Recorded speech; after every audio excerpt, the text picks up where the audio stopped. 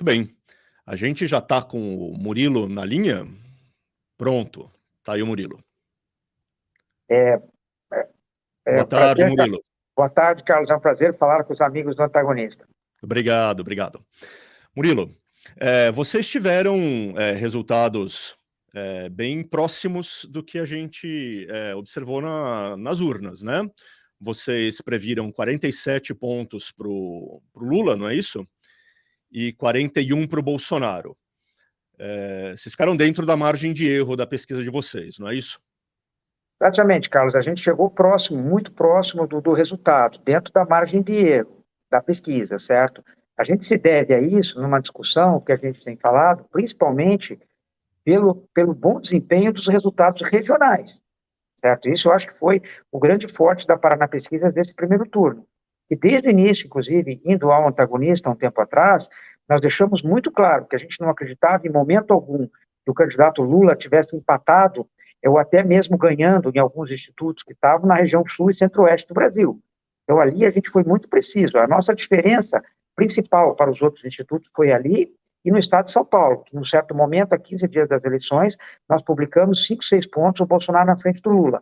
Ali eu acho que regionalmente foi o grande acerto da Paraná Pesquisa. Então você acha que faltou calibragem regional para esses institutos que ficaram muito longe, como o Datafolha, o IPEC, né? Ficaram muito longe do resultado real. A calibragem regional é que ajudou vocês a encontrar os números mais precisos.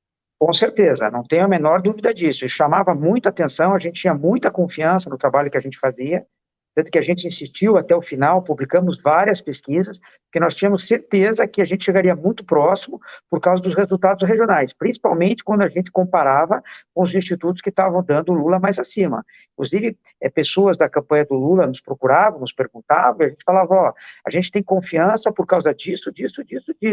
Observa aí, o Nordeste não dá muita diferença, a diferença maior está onde? Região Sul, Centro-Oeste e um pouco de São Paulo. Tanto que existiu uma grande apreensão de todos, que a gente falava, a Paraná Pesquisas principalmente vai acertar ou errar muito, ou vai acertar muito próximo, também levando em conta muito o estado de São Paulo, onde o Bolsonaro abriu e confirmou mais ou menos, considerava 6, considerou os 10 pontos que, se não me engano, 8 a 10 pontos que o Bolsonaro deu na frente do estado de São Paulo. Acho que foram 8 pontos, né? Foram 10 pontos no Rio de Janeiro, não é isso? Isso, exatamente. Que outras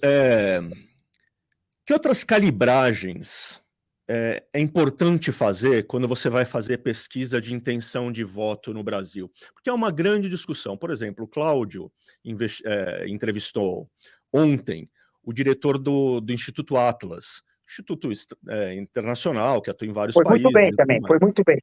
Foi muito bem também nos resultados. E ele observou que ele usou 4 critérios para fazer a calibragem, né? Se eu não vou me lembrar de cor agora de todos, mas era uma calibragem por renda, por voto na eleição anterior, enfim. O que é que você precisa para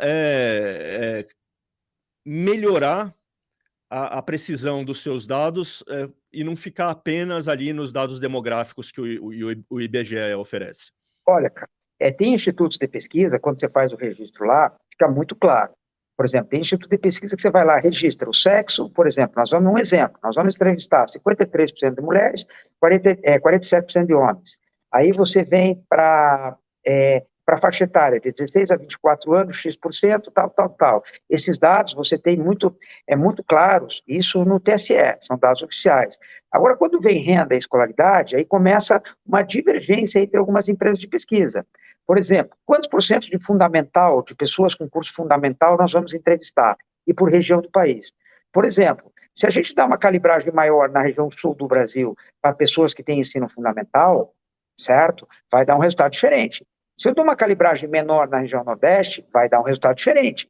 E assim vale por renda. Que a maioria, quando registra a pesquisa, registra escolaridade e renda igual a 1. O que significa isso? Resultados obtidos em campo, certo? Então, o que acontece? Aí começa uma pequena diferença, ou uma diferença entre as empresas de pesquisa. Quanto por cento de fundamental, quantos por cento de pessoas que ganham até X salários mínimos, o Y, os salários mínimos, são pesquisadas ou são ponderadas? Isso começa a dar diferença nas pesquisas. Por exemplo, a Paraná Pesquisas, a gente é muito cético, muito contra qualquer estratificação quanto à renda. A renda do entrevistado. E quando eu bato na casa da pessoa, bato palma lá, a pessoa vem no portão responder, eu pergunto para ela qual é a renda familiar mensal dela, por mais que a pessoa esteja com um crachá identificada, a pessoa teme assalto nos dias de hoje. Se eu pego você saindo do prédio aí em Brasília, não sei se você está em Brasília, cara, e pergunto Não, quanto estamos em São você Paulo, estou em São Paulo. Você está em São Paulo, eu pego você saindo do antagonista aí de São Paulo, certo? Um exemplo. Eu pego você embaixo do prédio, pergunto qual é a tua renda familiar mensal, pode ser que você fique com medo de dizer quanto você ganha. E muitas pessoas, principalmente as mulheres, cara, quando você pergunta a renda de classe mais baixa, ela fala assim, olha, moço, depende. Tem mês que meu marido ganha tanto, tem mês que ganha Y, tem mês que ganha X, tem mês que ganha Z, mas quanto que ganha por mês? Ela mesma fala, faz uma média e põe aí, certo? Quer dizer, porque ela também não sabe, não é que ela não responde, ela não sabe quanto que ela ganha.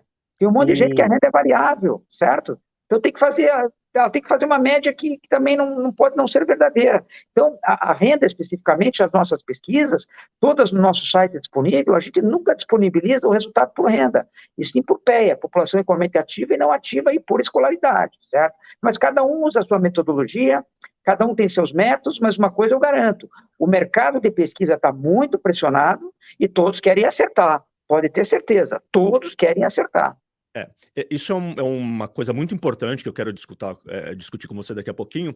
Só quero ficar mais um pouquinho nessa questão da calibragem da metodologia, né? Eu sei que vocês não gostam de falar dos concorrentes, enfim, é uma gentileza que eu acho correta, inclusive, né? Mas uma das observações que o diretor do Atlas fez na entrevista com o Cláudio é que por exemplo, na pesquisa do Datafolha, havia uma sobre-representação da população com 2 a 5 salários mínimos. Ele Acabei de disse, falar sobre eles isso. estimavam em 50%, e para nós, esse número era de 35%, e nós achamos que foi aí que se deu a disparidade entre os dois resultados.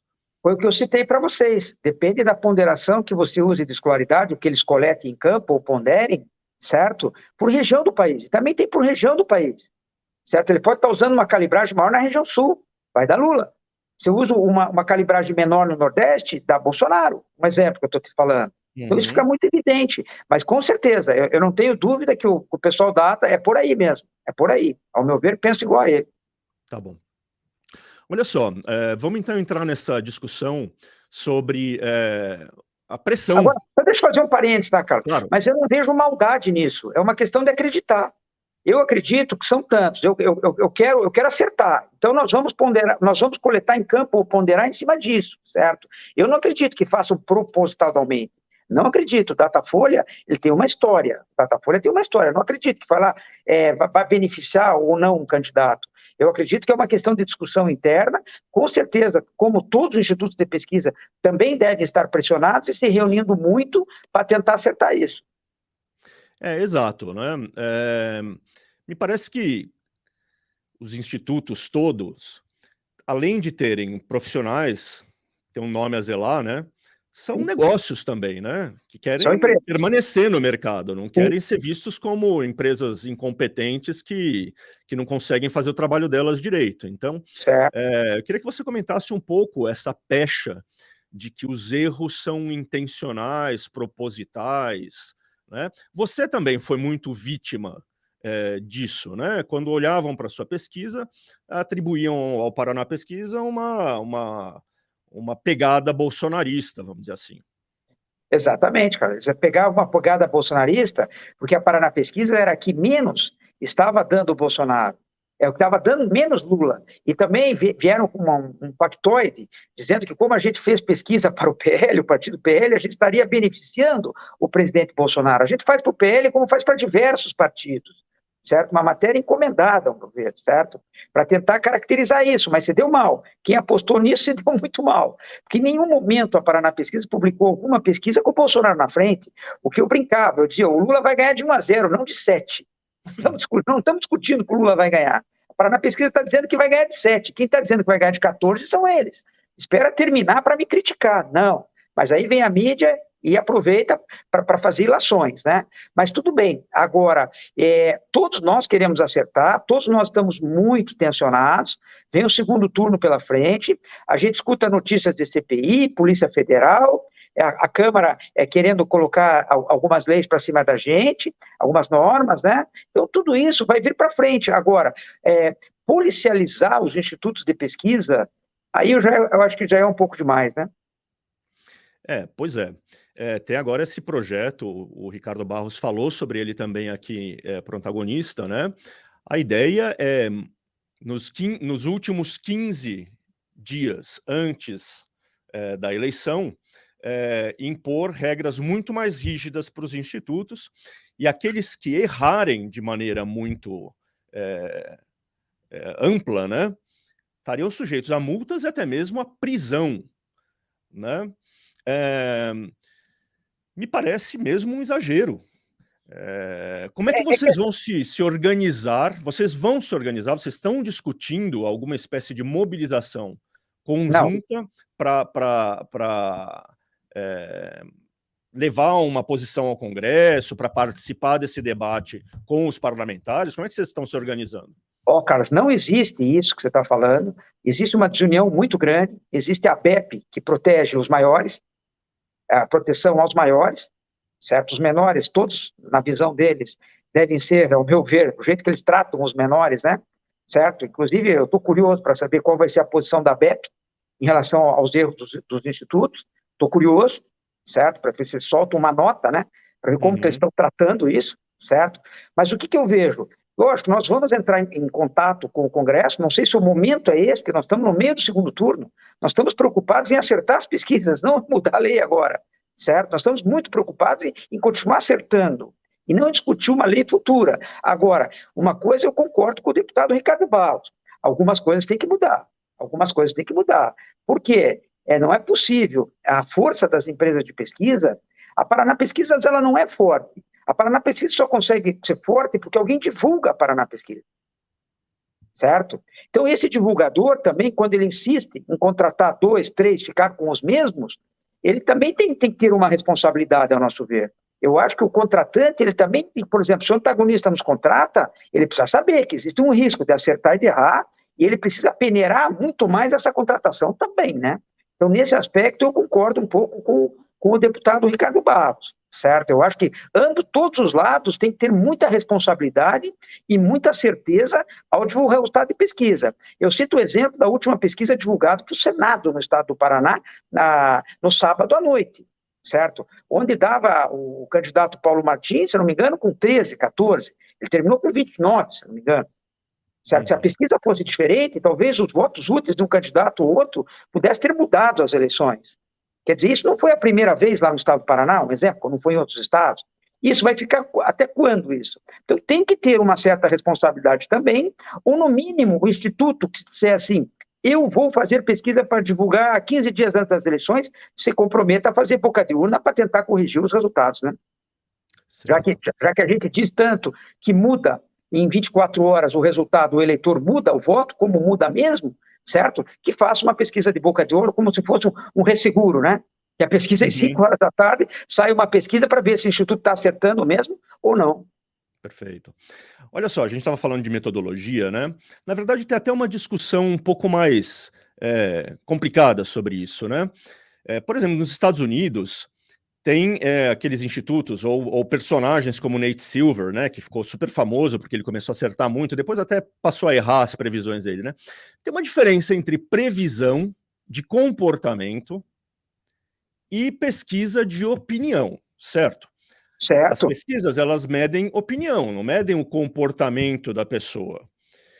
E como é que dá para mesclar as metodologias dessas duas coisas, ou seria melhor os institutos que querem trabalhar no mercado de eleições passarem a tentar medir o comportamento e não mais a opinião? Não seria melhor, já que querem precisão desses números? Olha, o Lavareda está falando uma coisa muito correta, certo? A pesquisa, ela mede tendência, certo? Ou uma deturpação também da forma com que é divulgada as pesquisas. Existe uma tendência, vou te dar um exemplo para você. Na quinta-feira nós publicamos o Moro na frente no Paraná, certo? Um exemplo, 2 pontos na frente. Existe uma tendência de alta do Moro.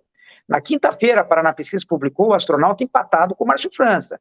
Existia uma tendência muito alta do Márcio França, que estava lá embaixo, encostando. Então, era evidente que o Márcio França, ao nosso ver, passaria o Márcio França, certo? Agora, pesquisa, ela mede tendência.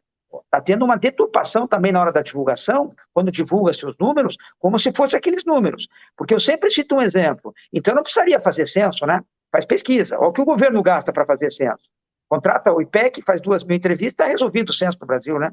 Não é bem assim, certo? A pesquisa, ela é um medidor, a pesquisa eleitoral, ela é um medidor de tendências, de avaliações. Não dá para cravar que aquele número, só que o quê?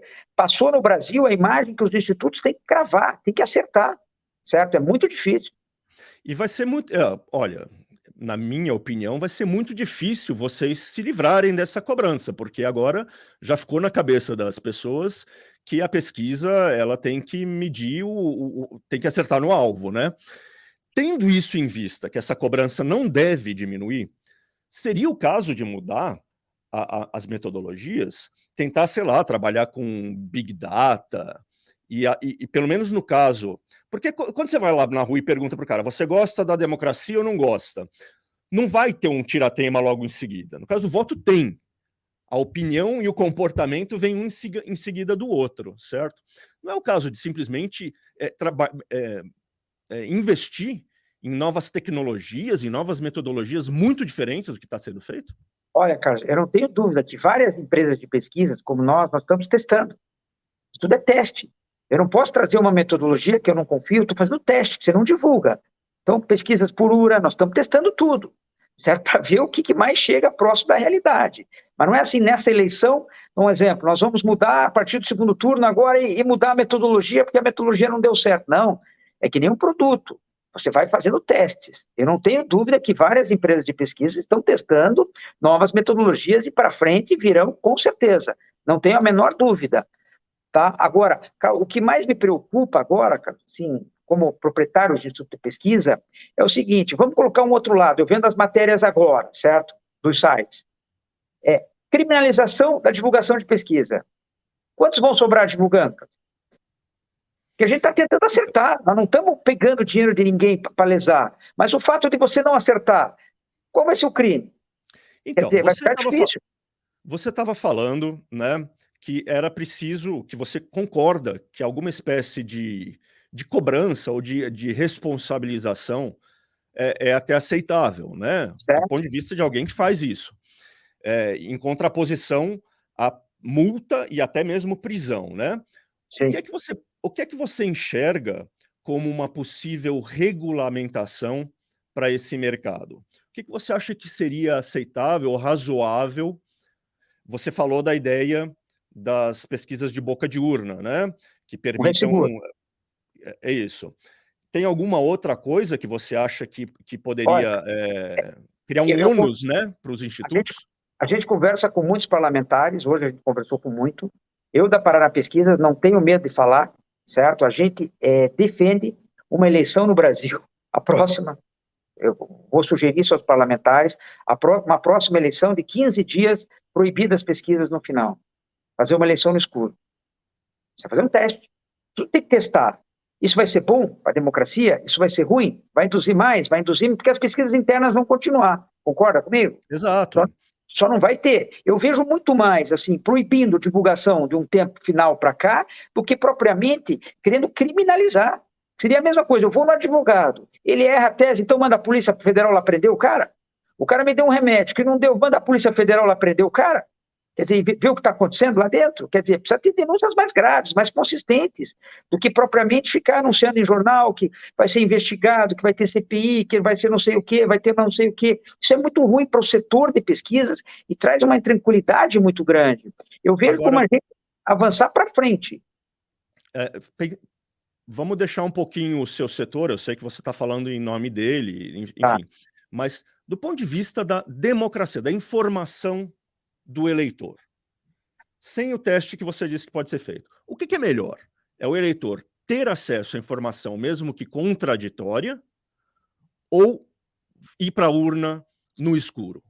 O que você acha que é do ponto de vista da democracia, da informação, o que você acha que é melhor? Num país democrático, como a gente quer, que a gente tanto luta, a liberdade, né? Que cada instituto tenha a sua chance, a sua liberdade de fazer a sua pesquisa e acertar ou errar. O próprio mercado regula, como a gente falou no início. Isso seria um país livre e democrático, né? Quer dizer, as pessoas fazem, Paraná Pesquisa errou feio, está fora. Próxima eleição, ninguém divulga Paraná Pesquisa porque errou horrores, certo? Ninguém divulga, o mercado regula. Esse seria o correto. Mas do jeito que nós estamos vivendo hoje no Brasil, eu defendo tentar fazer um teste de uma eleição no escuro.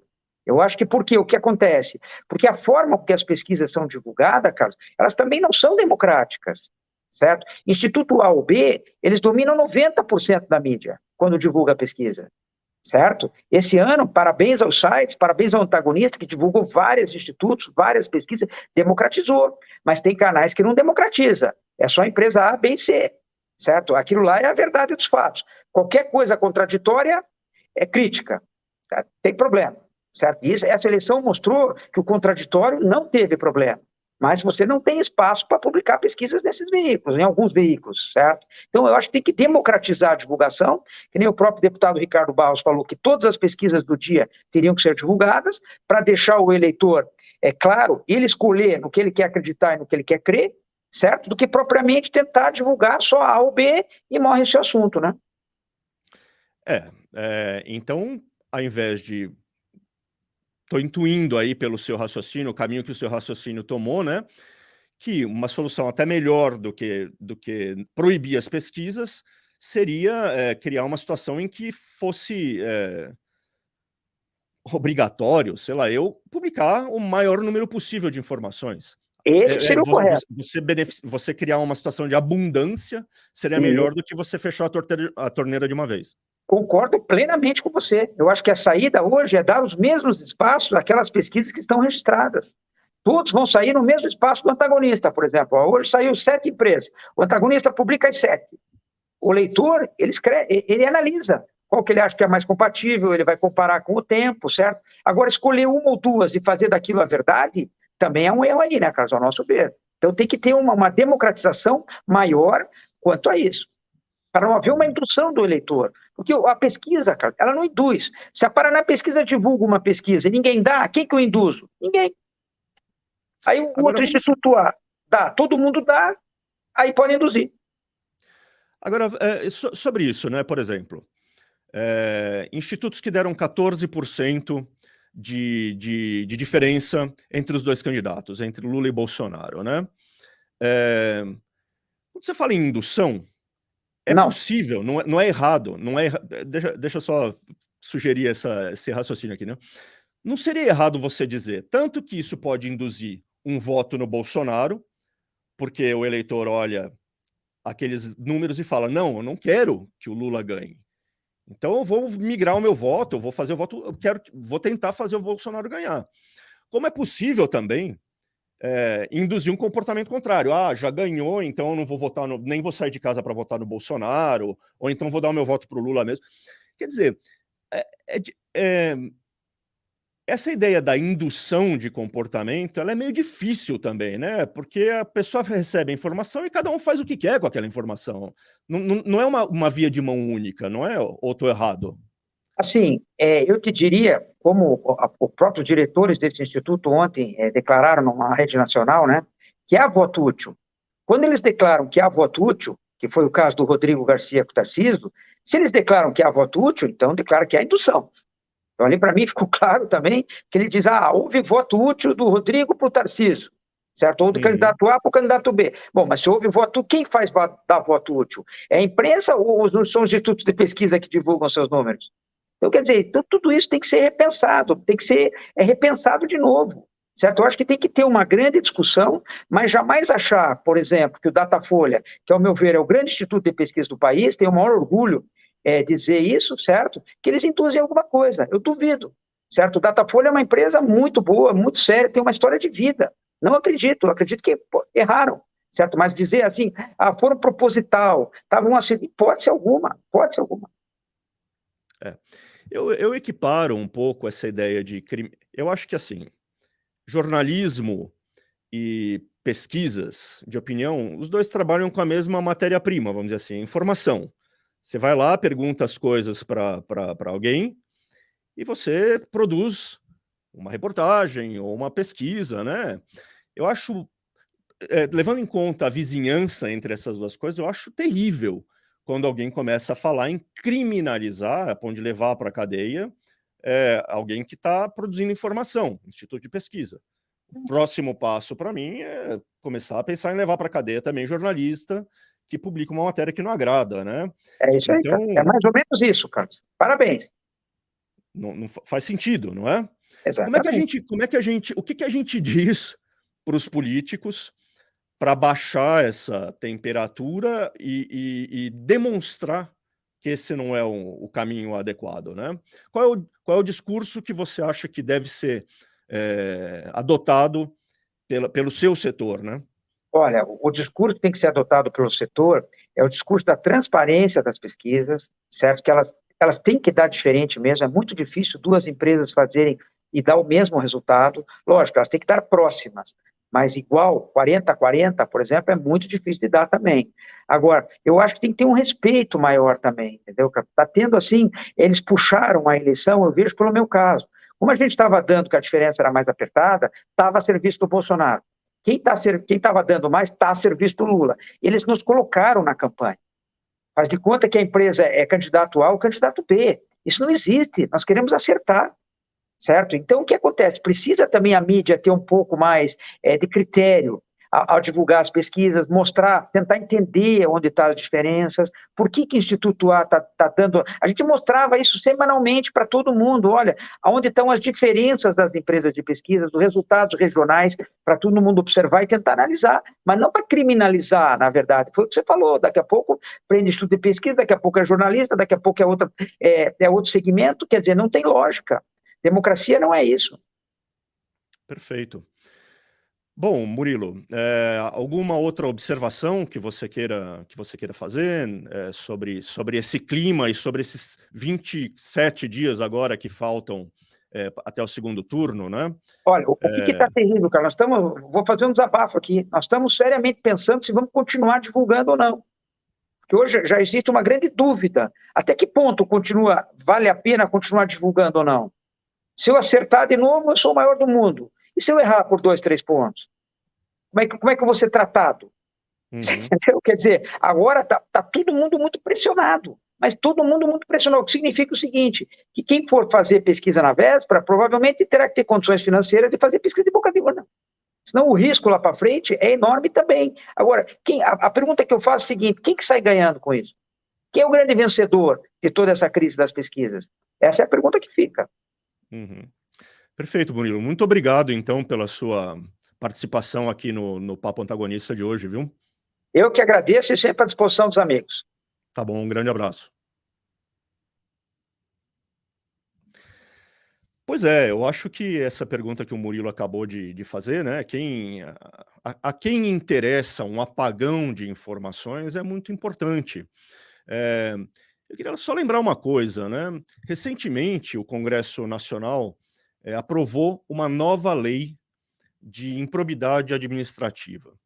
E o que essa nova lei de improbidade instituiu? Ela instituiu uma situação em que todo gestor público que cometer um ato doloso, ou seja, tiver a intenção de lesar o patrimônio público, a administração pública, esse cara pode ser punido. Mas eles livraram, né, de qualquer espécie de punição o gestor público que cometa um erro. Então, se eu sou um prefeito, se eu sou um secretário, e eu cometi um erro, causei lá um prejuízo de 5 bilhões, 10 bilhões, mas foi um engano. Eu não estou sujeito a nenhum tipo de punição. Os mesmos políticos querem submeter a uma punição de prisão e multa o instituto que errar, partindo já do princípio que esse erro é doloso. Ou seja, a política no Brasil é sempre assim, né? O peso que ela aplica a ela mesma é muito diferente do peso que ela quer aplicar a todos os outros setores da sociedade. Eu acho que essa ideia de criminalizar qualquer atividade que lide com a informação, chegando muito rápido à conclusão de que as coisas são feitas de má fé, é muito perigosa para a nossa democracia, é muito perigosa para o país. Um veículo de imprensa como o Antagonista também passa por isso. Nesse fim de semana, o Antagonista foi censurado e o ministro do Supremo Tribunal Federal equiparou o nosso site a sites que sabidamente pertencem a um circuito ali de apoio ao governo. O Antagonista não recebe dinheiro de publicidade do governo, nunca recebeu e vai continuar sem receber, porque quer manter a sua independência. No entanto, porque a notícia era ruim para o Lula, o site foi imediatamente taxado de bolsonarista. Quando lá atrás o Antagonista publicou o furo sobre a mansão do Flávio Bolsonaro, os bolsonaristas imediatamente taxaram o Antagonista de esquerdalha, de petralha, de lulista e tudo mais. Ou seja, nós não somos nenhuma coisa nem outra, nós somos jornalistas, nós estamos fazendo o nosso trabalho, que é apurar informação e divulgar a informação. Eu tendo a crer que a maioria dos institutos de pesquisa, justamente porque também tem como ativo principal, como qualquer veículo de comunicação, a sua reputação, não tenham desejo nenhum de errar, como disse o Murilo Hidalgo. Então, não há dúvida de que tem alguma coisa muito ruim acontecendo nos institutos. Eles perderam o rumo, perderam o caminho. Eles não estão conseguindo medir de maneira adequada aquilo que acontece.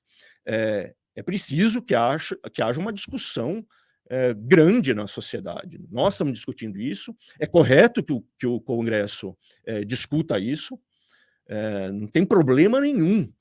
Agora, sem partir imediatamente para a conclusão de que tudo é feito de má fé e de que tudo é parte de uma grande conspiração contra A ou B, né? Vamos baixar a bola um pouco, a gente está falando de conhecimento, de coisas que não são cartesianas. Não são cartesianas. Então é preciso discutir muito as pesquisas. Faz um tempão já que elas estão errando, né? Algumas mais, outras menos, como parabéns, palmas para o Paraná Pesquisas, palmas para o Atlas.